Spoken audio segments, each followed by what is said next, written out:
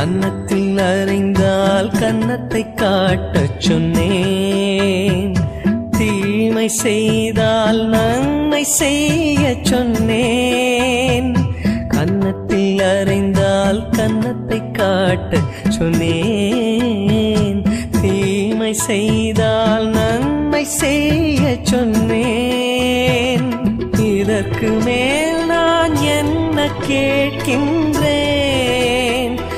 இதற்கு மேல் நான் என்ன கேட்கின்றேன்? வெறும் வார்த்தையல்ல வாழ்ந்தும் காட்டிவிட்டேன். வெறும் வார்த்தையல்ல வாழ்ந்தும் காட்டிவிட்டேன்.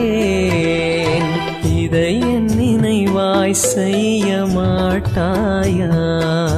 என் உடலை உண்டு உயர மாட்டாயா?